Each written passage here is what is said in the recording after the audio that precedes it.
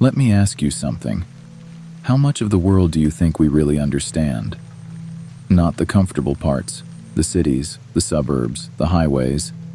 I mean the untouched, the forgotten, the places that nature still owns. The jungle. The Vietnam War was fought in one of those places. Soldiers didn't just face the enemy, they fought the jungle itself. Swarms of insects, venomous snakes, oppressive heat, relentless rain. Every step could be a booby trap. Every tree could conceal death. And yet, some soldiers came back not with stories of the Viet Cong, but of something else. You've probably heard the term rock ape before. Some called it a myth, a joke among troops to keep each other entertained on those long, sleepless nights. Others swore it was real, a gorilla-like creature native to the jungle, larger and more aggressive than anything science could explain. My favorite story about the rock ape comes from John Carter, a machine gunner in the 101st Airborne Division. Carter was the kind of guy who didn't believe in ghost stories. If it's real, he'd say, a 7.62 round will kill it. But one rainy night in 1969, Carter came face to face with something that changed his mind forever.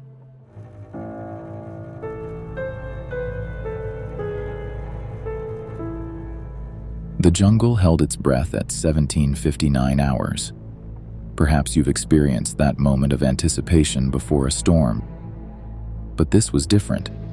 This was Vietnam, where even the weather fought against you. As the second hand swept past 12, the first drops fell with military precision, each one a harbinger of the deluge to come. Specialist John Carter, and no, he wasn't named after that soldier who went to Mars, though he'd joke about it later when recounting this tale, sat in his hastily dug position, the hefty M60 machine gun his only companion. The weapon's cold metal seemed to pulse beneath his fingertips, as if sensing what was coming. Around him, the dense foliage transformed into a living curtain of water, visibility dropping faster than a stone in quicksand. The rain didn't just fall, it assaulted. Each drop struck with the force of a tiny bullet, creating a cacophony against Carter's helmet that reminded him of his mother's pressure cooker back home. The thought almost made him smile. Almost. But smiling wasn't something you did on perimeter watch, not when Charlie could be out there, waiting. His position, a shallow depression behind a fallen tree that still smelled of fresh decay, offered minimal comfort but maximum coverage. The log's bark had begun to soften and peel away, revealing the pale flesh beneath, much like how this jungle had a way of stripping away layers of civilization, revealing what lay beneath the surface of men's souls. Through the sheets of rain, Carter's world narrowed to a series of sectors, each one designated by the military's precise terminology. Sector Alpha, clear. Sector Bravo, clear. Sector Charlie, and wasn't that just ironically named, clear.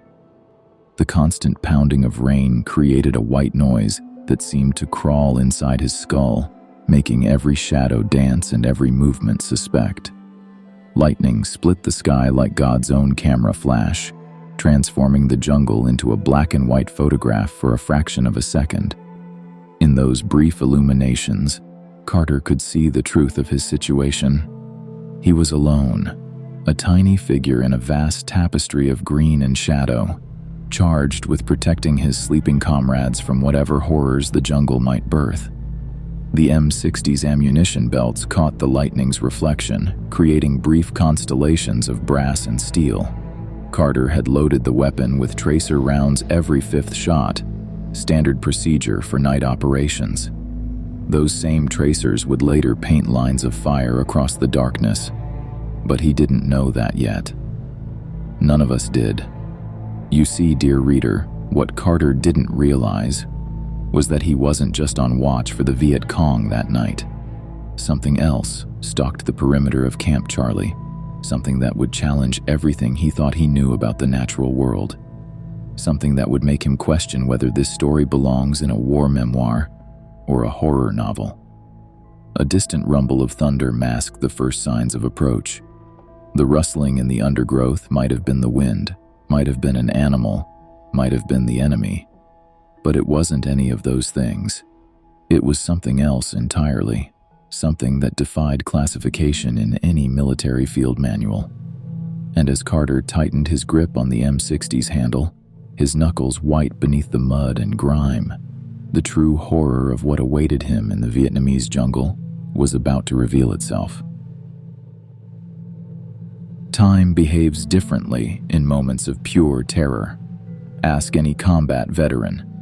They'll tell you how seconds can stretch into hours, how a single heartbeat can contain an eternity. For Specialist Carter, that eternal moment began when the massive shape erupted from the undergrowth. Let me paint this scene precisely for you, as it was recorded in Carter's after-action report. Though some details were later redacted by authorities who preferred certain truths, remain buried in the jungle's depths.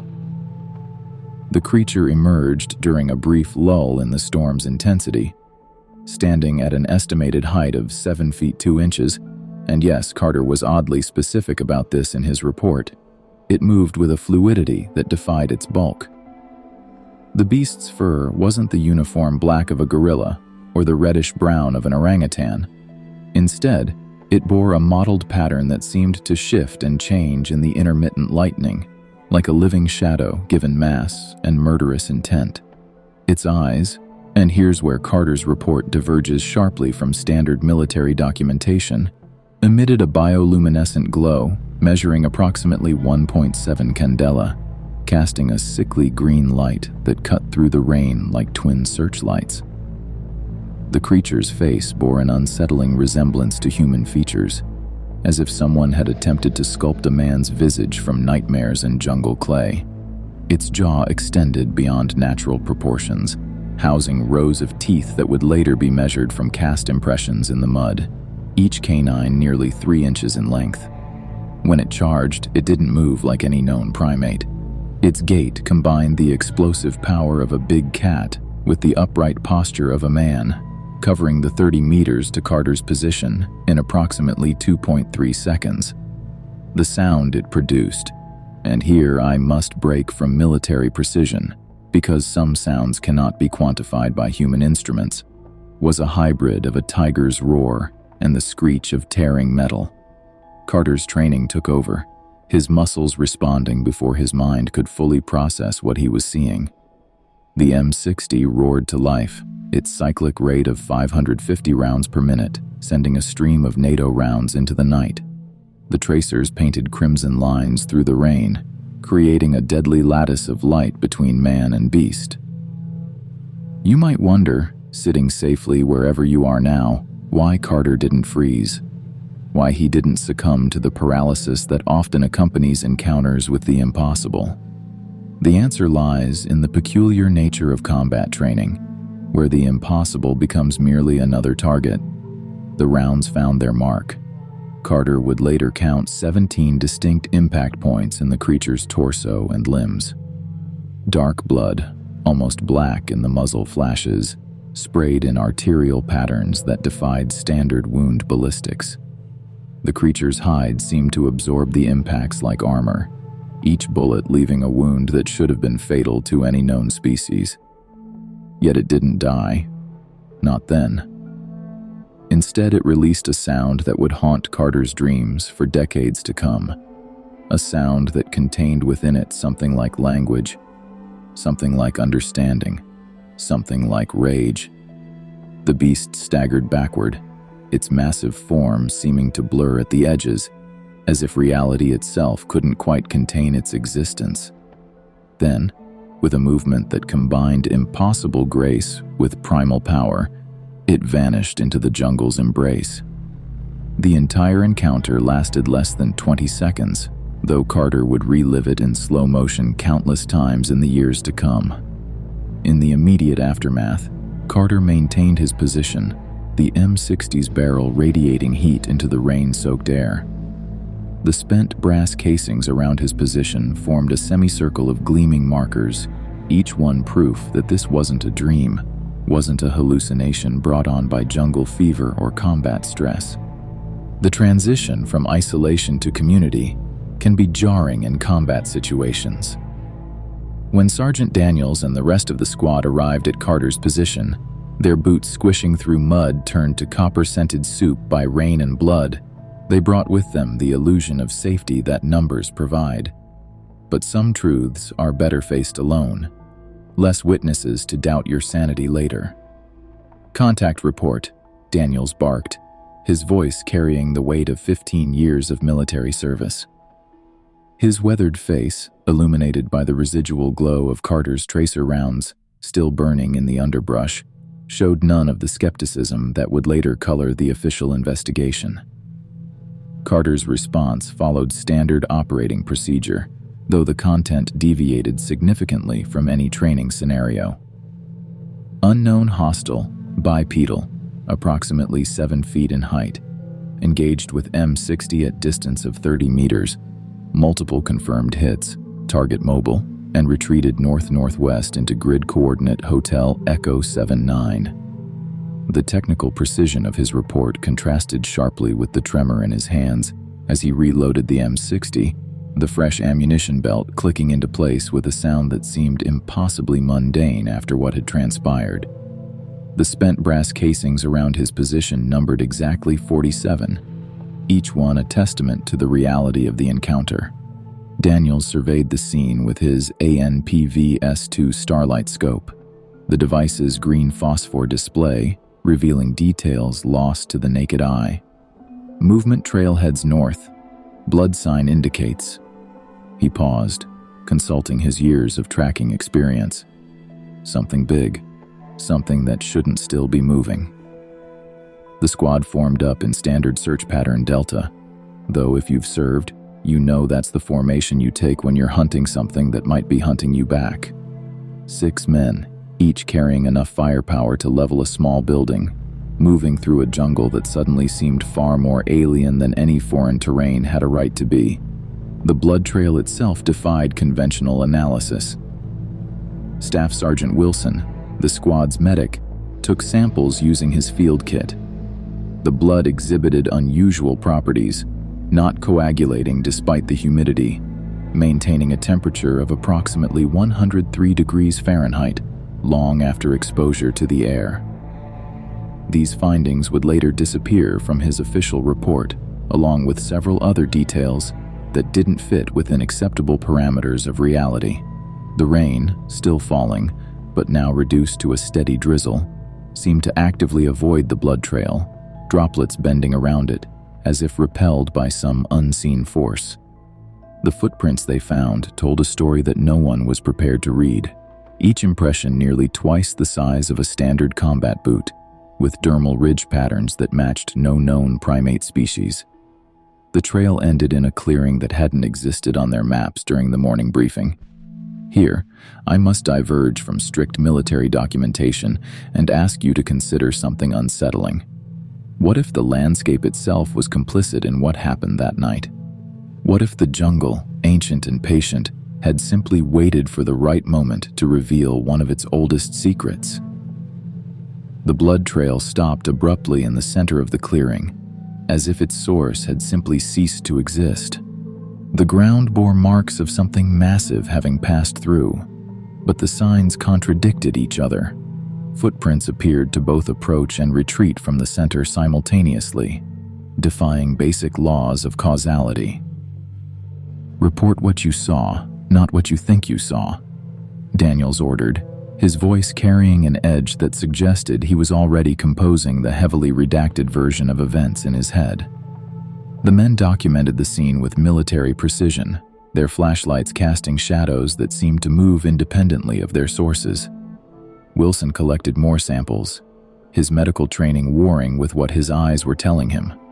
The blood had begun to exhibit properties that would later cause a civilian lab in Saigon to shut down operations for 3 days of decontamination. But that's another story, classified at levels beyond this narrative's security clearance. Military protocol dictates specific responses to enemy contact. Field Manual 7-8 outlines clear procedures for perimeter defense, watch rotations, and threat assessment.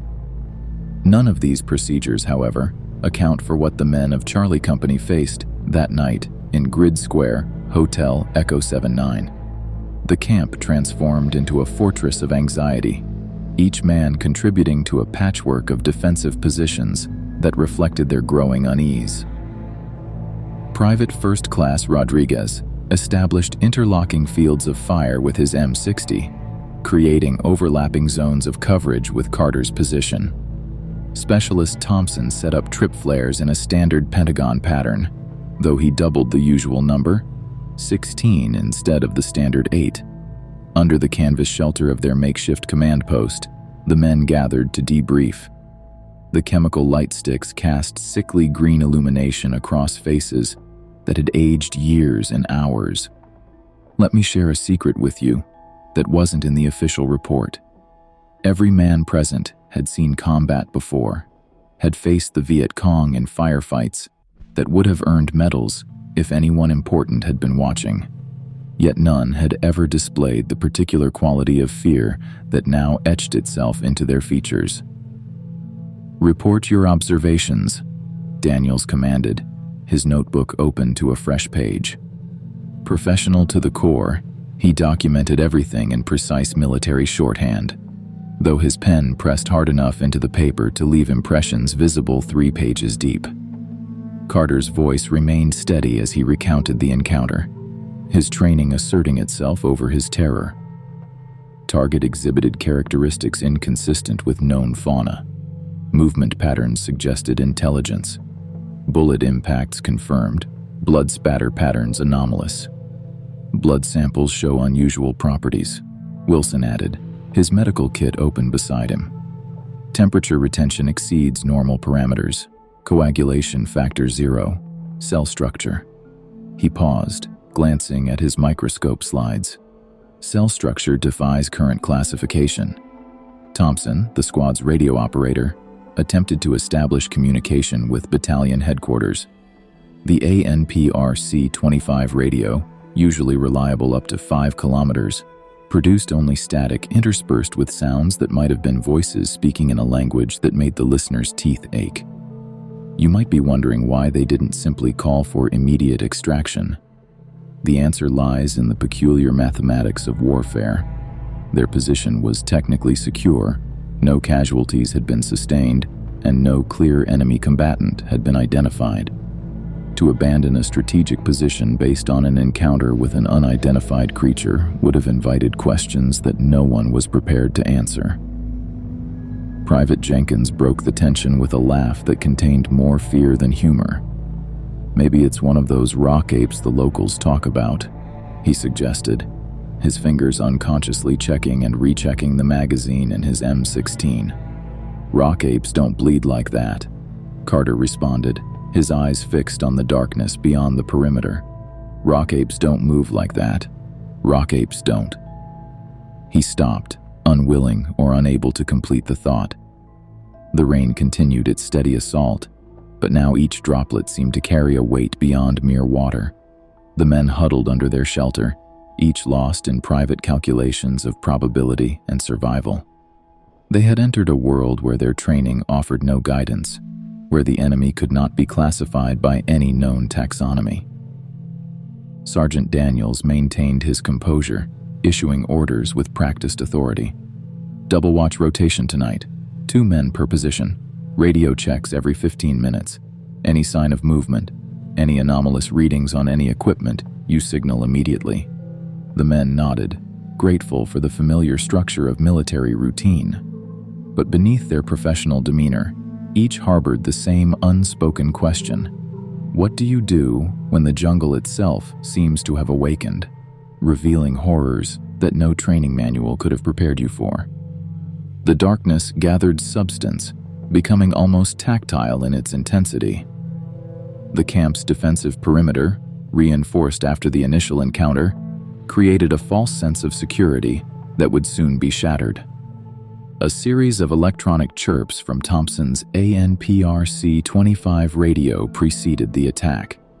The device emitted frequencies outside its designed parameters, the needle on the signal strength meter swinging wildly between 0 and maximum. The sound it produced resembled no known form of communication, a series of modulated pulses that caused nearby compass needles to spin in their housings. The first physical sign came from the trip flares, not their activation, but their failure. Each carefully placed M49 flare died simultaneously, their phosphorus components refusing to ignite despite intact triggering mechanisms. The darkness that followed seemed to possess weight and intention.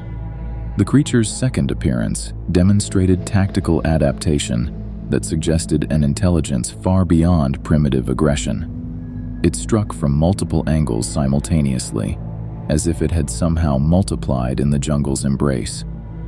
The initial impact point targeted the generator, cutting power to the camp's electrical systems with surgical precision. Carter's M60 opened up first, the weapon's distinctive report cutting through the chaos. The tracers illuminated a scene that defied rational analysis. The creature moved with impossible speed, its form seeming to blur and separate, presenting multiple target profiles that converged and diverged with fluid grace. "Contact front," Daniel's voice carried over the gunfire, steady despite the situation. "Maintain fire discipline, conservation of ammunition." The squad's response proved their professional training, even in the face of the incomprehensible. Interlocking fields of fire created a lethal geometry of trajectories, each position supporting the others. Yet their target seemed to exist in a space between the rounds, moving through gaps in reality that military doctrine had never contemplated. The beast's assault on the camp demonstrated methodical efficiency. It disabled the backup generator with a precise strike, targeted the ammunition storage, and systematically destroyed key defensive positions. Each action suggested tactical understanding, yet its movements remained utterly alien, defying known patterns of combat behavior. Heat signatures captured by the ANPVS-2 Starlight scope revealed anomalous readings. The creature's thermal profile exceeded 120 degrees Fahrenheit, creating interference patterns in the scope's display. Its movements left afterimages in the phosphor screen, traces of passage that seemed to bend the light itself. The engagement lasted exactly 3 minutes and 17 seconds. The creature's retreat proved as tactical as its attack, leaving the camp in calculated disarray. Ammunition crates lay scattered, their contents precisely separated from their containers. Equipment failures followed specific patterns that suggested not random destruction, but methodical analysis of human military technology. The aftermath revealed details that challenged fundamental assumptions about physical reality. Impact craters in the mud showed crystallization patterns consistent with extreme heat, yet surrounding vegetation remained undamaged. Shell casings ejected during the firefight had developed surface striations that matched no known metallurgical process.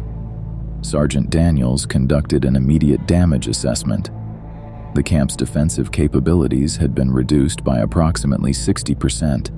Critical equipment showed signs of precise, almost surgical damage. The pattern suggested not just intelligence, but purpose, as if the attack had been a form of reconnaissance, a testing of human capabilities and responses. Dawn arrived, revealing the full extent of the night's devastation with unforgiving clarity. The morning light illuminated a systematic destruction that defied standard combat damage assessment protocols. Every piece of equipment had been examined, tested, and either disabled or destroyed with methodical precision. Sergeant Daniels conducted a thorough inventory while the squad maintained defensive positions. The damage followed patterns that suggested not random destruction, but calculated analysis. The creature had destroyed their long-range communication equipment first, followed by weapons systems in order of their effectiveness against it. The M60 machine gun positions had received particular attention, their feeding mechanisms altered in ways that violated basic principles of mechanical engineering. Wilson's medical supplies remained untouched, as did their water and food stores. This selectivity implied a level of tactical sophistication that elevated the threat assessment from simple hostile entity to intelligent adversary. The creature had not merely attacked, it had conducted a strategic evaluation of human military capabilities. Physical evidence gathered in the morning light defied standard classification.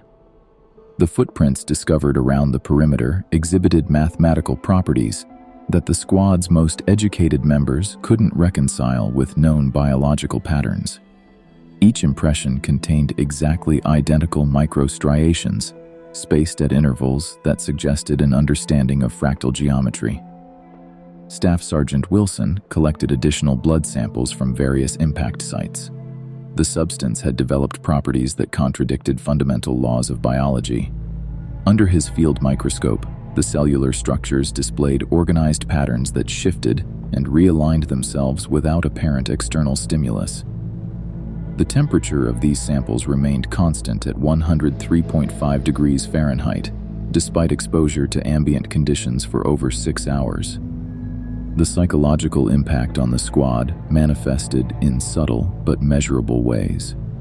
Standard cognitive function tests, routinely administered after high-stress encounters, showed anomalous patterns across all personnel.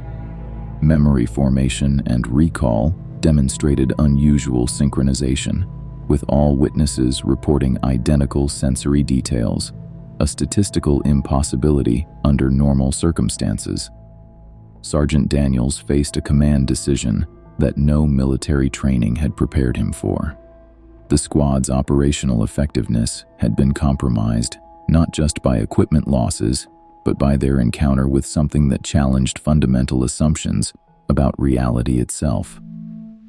The standard tactical response would be to withdraw and regroup, but that assumed they faced a conventional enemy. The morning's reconnaissance revealed additional details that complicated their situation. The jungle around their position had changed in subtle but significant ways. Vegetation patterns followed new geometric progressions, and magnetic compass readings showed deviations that formed consistent mathematical sequences. The environment itself appeared to have been altered by their visitors' presence. Technical analysis of shell casings and impact sites revealed metallurgical changes that would later cause significant concern among military research divisions. The brass had undergone molecular restructuring that suggested exposure to forces beyond current scientific understanding. Impact craters contained crystalline formations that propagated in patterns matching advanced theoretical mathematics. At precisely 0700 hours, Sergeant Daniels issued the order to withdraw. His official report would document this decision, with carefully chosen language that emphasized tactical necessity, while avoiding any mention of the phenomena that had actually necessitated their retreat. The withdrawal would be conducted with full military precision, despite the growing awareness that they had encountered something that rendered military doctrine obsolete. The squad's withdrawal commenced under optimal meteorological conditions. Temperature 78 degrees Fahrenheit, humidity 89%, wind speed negligible. Their movement through the altered jungle terrain followed standard tactical procedures, though the environment increasingly defied standard navigation protocols. Magnetic compasses exhibited systematic deviations that formed predictable mathematical progressions, forcing the squad to rely on solar positioning and terrain features. Specialist Carter maintained point position, his replacement M60 held at the ready. The weapon's weight provided cold comfort against the growing awareness that conventional firearms had proven inadequate against their adversary. The morning light, filtering through the canopy, revealed subtle alterations in the surrounding vegetation. Plant life exhibited new growth patterns that followed precise geometric sequences, suggesting environmental manipulation at the molecular level. At coordinates 15 degrees 48 minutes north, 108 degrees 12 minutes east, the squad encountered the first direct evidence of their quarry's passage. The jungle had been transformed into a laboratory of biological impossibilities. Trees bore spiral patterns that matched advanced mathematical formulas. The ground itself displayed crystalline formations that propagated in sequences matching the Fibonacci series. The creature's final appearance demonstrated an evolution in its tactical approach. Rather than striking from concealment, it emerged with deliberate precision, stepping into a shaft of sunlight that penetrated the canopy. The full daylight revealed details that previous encounters had only hinted at. Its morphology incorporated elements that suggested both technological and biological advancement far beyond current scientific understanding. Staff Sergeant Wilson's medical sensors recorded impossible biological readings. The creature's surface temperature maintained a steady 103.5 degrees Fahrenheit, matching exactly the temperature of the blood samples collected earlier. Its movement patterns displayed a mathematical precision that suggested an understanding of four-dimensional geometry. The squad's response followed trained protocols, but with modifications based on their previous encounters. They established a precise crossfire pattern, their fields of fire calculated to prevent the spatial distortions observed in earlier engagements. The coordinated fire plan incorporated lessons learned at severe cost during the night. The creature's reaction to their assault demonstrated both tactical sophistication and previously unobserved capabilities. It projected a field of influence that altered the trajectory of incoming rounds, creating patterns of deflection that could be mapped with mathematical precision. The air itself seemed to acquire new properties in its vicinity, refracting light and sound in ways that contradicted known physics. The termination of the encounter occurred at precisely 0847 hours. A synchronized volley, coordinated through hand signals due to continued electronic interference, achieved multiple impact points that corresponded to theoretical vulnerability zones identified during previous encounters. The creature's reaction to these wounds differed markedly from its earlier responses. Instead of retreating, it underwent a transformation that defied biological classification. Its form shifted through geometric progressions that matched advanced theoretical mathematics. The process lasted exactly 2 seconds, during which it emitted energy signatures that permanently altered the electronic characteristics of all nearby equipment. The creature's final vocalization contained harmonics that matched no known species. Audio analysis would later reveal patterns suggesting an attempted communication, a complex mathematical sequence that some theorists would argue represented a technological assessment of human military capabilities. Its termination left physical evidence that would occupy military research divisions for decades. 25 years after the incident at Grid, Specialist John Carter, now a civilian consultant for advanced military research, sat in his climate-controlled office at the Pentagon, reviewing the classified files one final time. The documentation of that encounter had grown into a comprehensive archive that occupied several secure servers, combining decades of analysis from multiple scientific disciplines. The physical evidence collected from the site continued to generate research papers in classified journals. The crystalline formations discovered in the impact area had led to breakthroughs in theoretical physics, though these advances remained carefully segregated from public scientific discourse.